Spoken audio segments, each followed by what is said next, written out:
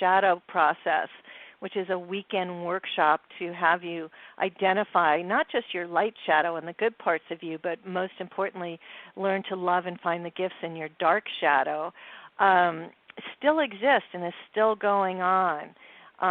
It's still being taught by people that she trains. So it's called the shadow process. And one of the great things we were able to do with this book was we created a website for it. It's easy to find. You just go to debbieford.com. And if you buy a copy of Your Holiness, you will get access to a video of a half-hour interview that I recently did with her. I interviewed her about this book through James Van Praagh. And you can also be entered into a drawing to win a session with James, and the drawing will also include winning a weekend pass to the shadow process, and then there's a bunch of audios of her meditations, which you receive for buying a copy of the book. So, if this is ringing true for anybody, if you feel like your soul could use a little divinity, please check it out at debbieford.com. And Mother's Day is coming up. Make a great Mother's Day gift. Yes. Hint. So there's this piece with Debbie that she's, like I was saying, she was so raw in her telling, and she knew connection to God. She knew connection to Source. When she was going through the last phases of her life here, was she talking more about her prayers? I know you had said that she was talking to Brian as she was going to treatments or something, your husband Brian, and mentioned to him that she had written these prayers. Was this something that she was like talking about in regard to, as it was her strength, it was empowering her in this? In the last weeks of her life, she hardly spoke at all. I mean, she was really she slept most of the time, and when she wasn't sleeping, she really didn't want any visitors. There were those of us who were caring for her, but pretty much she wanted to be alone in her bed in a dark room, and she was sort of in two worlds at that point. And when she would speak a little bit, it was in little whispers, and she was so funny. Oh, my God, she was hysterically funny. I was sleeping next to her one night, and I felt something pinching me, and it was Debbie, and she couldn't really talk, but I was snoring. And she was trying to wake me up to get me out of her bed. And then I said, "Oh, okay, I'm sorry. I'll go in the other room." And then she said, "Wait." I said, "What?" She goes, "Take more vacations." She just kept saying it over again. "Take more vacations." And then the next morning when I saw her, she opened her eyes for a minute and she said, "I think today's the day." And I said, "Okay, whenever you're ready, you can go. We're all going to be fine." Because she'd been in this state for so long. I mean, really, she was totally bedridden. And then 2 hours later, I went to check on her, and then she opened her eyes. She goes, "No, not today." So she never lost her sense of humor. But I do believe in those last weeks she was just sort of ready on one level but not on another. It took her sort of a long time to let go. But over the course of her life, I saw her become more and more interested in anything to do with God. And she had an Orthodox Chabad rabbi, Rabbi Zagwe, that she grew very close to. She took him to Israel along with 100 of her coaches 6 months before she passed. So she was always very interested in the deep dish spiritual stuff, and this book is very representative of that. Right. This Drenched in Holiness, I mean, about halfway through I almost lost it. I mean, the power and the energy and presence, it was just right there. So, may I have the humility to follow my heart. I mean, that's a very, very basic human conditioned feeling. I mean, it's a very true feeling, and she's hitting the core issues here. The passion to live my soul's desire.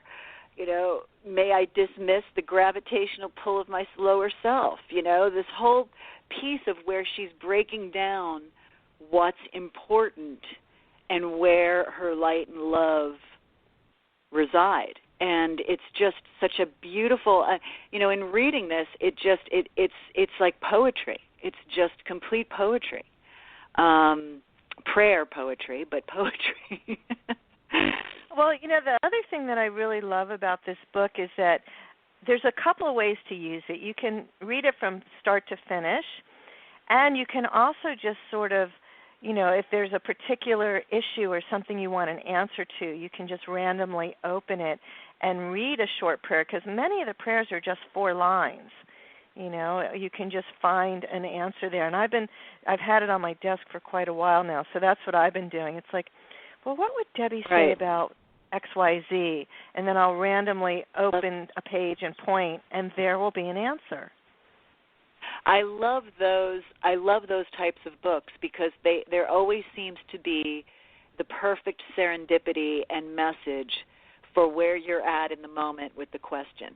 And there's several books I've used like that, and I absolutely love those. Become like my little Bibles because it's one of those books that has such chock full of wisdom and inspiration and pause, and that you're able to really absorb it in a way that you take the message in a very intimate, personal way. It's not something that's necessarily you can really describe or explain to somebody else on how it hits you, because that was the message.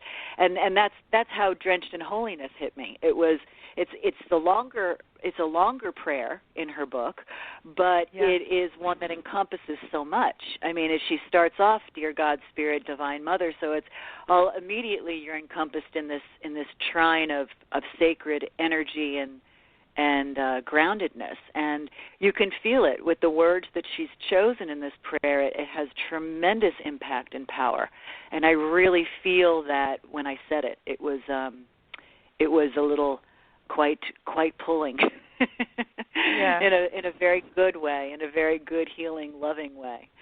Now, you said there's DebbieFord.com. For anyone who wants to go and have her work still that's going on. Now, can they find her book there, or it's on Amazon? Yeah, well, it's probably... Yeah, if you go to DebbieFord.com, all the information about the book with different buttons to buy it on different online sites and a full description of all the bonuses, the videos, the audios, it's all right there on that page.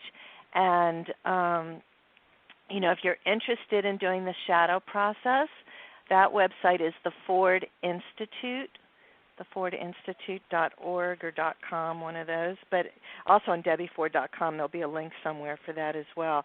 But there was one thing that was in this book that I really loved, because she talks about the vibration of different feelings and how anger and jealousy and envy have a lower vibration, and love and compassion and kindness and generosity and forgiveness have a higher vibration, and that we're all like radio stations. We can tune ourselves to www.anger.com and live in this negativity, or we can switch to www.joy.com,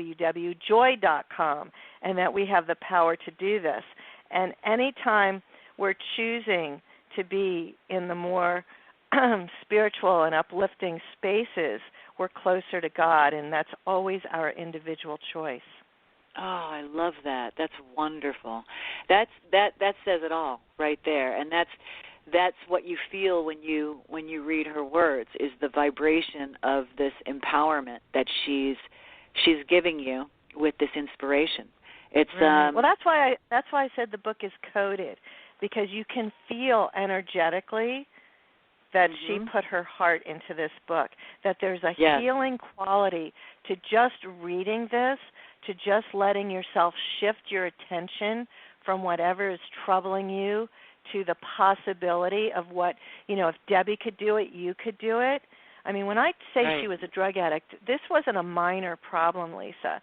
The week before she checked herself into the 4th center, she had bought a jar of 1,000 Percodan, 1,000 pills of Percodan, wow. and in less than a week they were all gone.